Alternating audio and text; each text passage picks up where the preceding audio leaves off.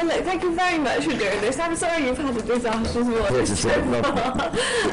Ill-tempered interviewee. Well, I hope your day can only get better. Well, I can't get worse, that's for sure. John, it's the 30th anniversary of the actual movies of Doctor Who, but of course the actual series was phenomenally successful. Why do you think it was so successful, and why do you think we're now celebrating its 30th anniversary? Well, science fiction has that extraordinary ability to get fans like no other genre.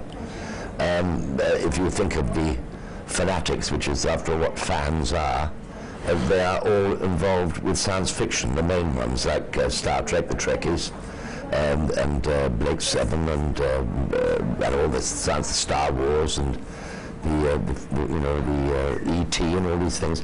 They all had an enormous following from people who were sort of crazy about science fiction. And I mean, I had a very successful program in Wurzel Gummidge, but no way could you have had a Wurzel Gummidge convention. But you have Doctor Who conventions all over the world, all over the English-speaking world. And do you go along to those? Oh, sure, yes. And now we're doing crossovers. We're doing the Star Trek fans are now getting hooked on Doctor Who as well, and so we go to their conventions as well. I was at one last week. So do they all dress up in the kit and everything? A lot of them do, yeah. The Star Trek boys particularly, they're in their uniforms looking very smart. They're not terribly expensive, of course, their uniforms. They've got a little jacket and they wear a pair of black trousers.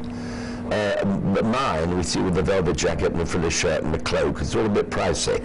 So I think they preferred to be Tom Baker and wore a long scarf and a battered hat, I think. Do you ever come across people who sort of literally don't sort of recognise you as anything else other than the Doctor? Oh, yes, occasionally, yeah. But I've been in the business of over 60 years, and so I hope that they remember me from other things apart from Doctor Who. I hope they remember me for Wurzel or the Navy Lark or the myriad pictures that I made years ago. So what about the memories from the actual Doctor Who series? How did you actually get the part in the first place? Well, I had a show called the Navy Lark, which was you may remember, a radio show. Ran 20 years, longest running radio comedy show in history of broadcasting all around the world, I think.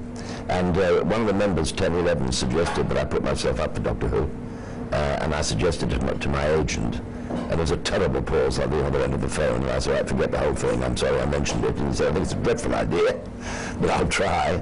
I'll take the embarrassment. And so he rang the producers and he said, what about John Pertwee to take over from Patrick Troughton? And there was a terrible pause on the other end of the phone.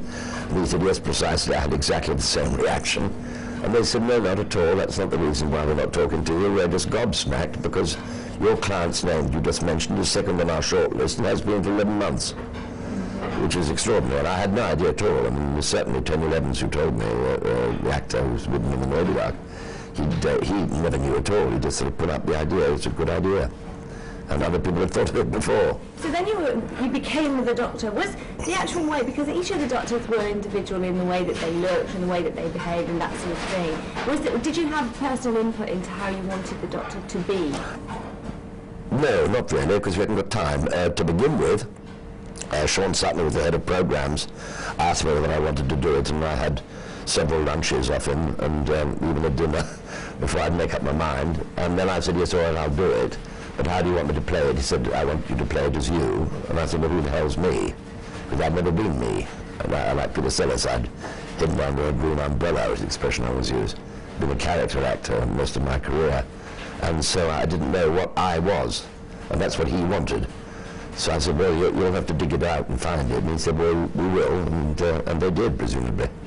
I didn't like the first one that I did, because they wanted me to do things which I didn't feel right. And I hated playing comedy and putting on funny hats. I wanted to play it straight, and so for the next 5 years I played it straight down the middle. Because I had a very good producer, Barry Letts, who knew exactly what it was all about. He's a very fine writer, fine actor, and a fine producer. I mean, so a lot of people, because the series obviously has spanned so many different generations of kids, so some people would say, oh, you know, so Tom Baker is the only Doctor Who that, you know, or he was the Doctor Who of my childhood. John Pertwee, he was the one. That's right. It's the eras. Yeah. Do you have that when people come up to you? How do people react when they meet you in the street? Oh well, sometimes I mean, certain in the old days, certain kids would come out, take one look at me, and scream the place down. which was all right. That was the sort of reaction we wanted to get anyway, because the idea was to frighten the little devils to death, and in a gentle, nice way. But no, in the main, people are sweet, and they're very affectionate, and there's a love in the programme, Doctor Who. I think that's why it's so popular, and it's a very affectionate programme. I mean, you mentioned scaring the kids, and I myself, and a few of my friends, I remember at the time, a lot of the Doctor Who's you spent behind the sofa. Yeah, that's behind us, that same old sofa. 20 million people were behind that sofa every Saturday. Did you ever get sort of a script through and think to yourself, this is a bit scary, are we really sort of pushing? Because it was the bridge between kids' TV and the sort of more adult evening programmes. That's right, so yeah. It started off ostensibly as a children's programme, but it very quickly became an adults programme or a family programme. Certainly from my point of view, this is what I try to do with everything I've ever done, is try to appeal to families. Certainly the Moby Lark appealed to families, Doctor Who did, and Wurzel Gummidge certainly did. It was originally a children's programme, pure and simple. But we finished up with 12.5 million viewers, of which 75% were adult. It's quite bizarre, isn't it, when you think these things? When you look back and you remember, do you have sort of particular memories that stand out most about your time on the series? No, I hadn't got time, really, because we were incredibly busy.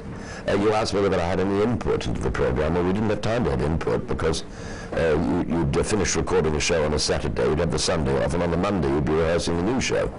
Well, that programme, of course, had been prepared by the director and by the set designers and by the costume designers and everything else. They'd been working on that for months, so they knew exactly what they wanted. So we didn't see the script until maybe one day before we were doing rehearsals. When we had that original read-through, that was the time when you could say, look, I'm not happy about that, you mind altering that. This dialogue, I think, should go this way, not that way. And if the writers were amenable to it, they would alter it then and there on the Monday. But after that, you hardly touched it. You couldn't afford to, because you know, if you ad-libbed anything, you were stunk. And as it was, I used to speak pages of scientific claptrap, and I hadn't a faintest idea what I was talking about anyway, so I had to sort of hang on to something. You just see you're getting the old chemistry sets out and say, oh no, actually this is a different formula I've got here. That's right. You can't go through those things. Was there a particular adversary of the Doctor that you really enjoyed? Did you enjoy the Daleks? Did you enjoy... No, I hated the Daleks. I thought the idiotic things. I've said this over and over again. I hated all those sync pumps and egg whisks and tennis balls stuck all over them. And the fact that they couldn't go downstairs seemed pretty silly. The world's greatest threat, and as flat as stairs had them screwed. And so, although they can do it now, they can go downstairs now. They've got sort of hovercraft engines like that. But no, I didn't think much of them. I liked anything that used the half masks. When we started utilising the mask where the human eye was seen and the mouth was seen, that's when you got expression.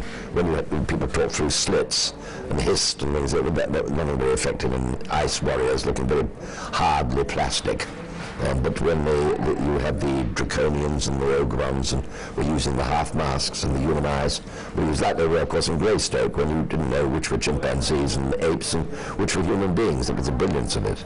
I mean, the whole sort of special effects things have changed so much since the sort of, well, in the past 10 years or so, you know, leaps and bounds. Do you ever think to yourself, I'd actually love to do it now?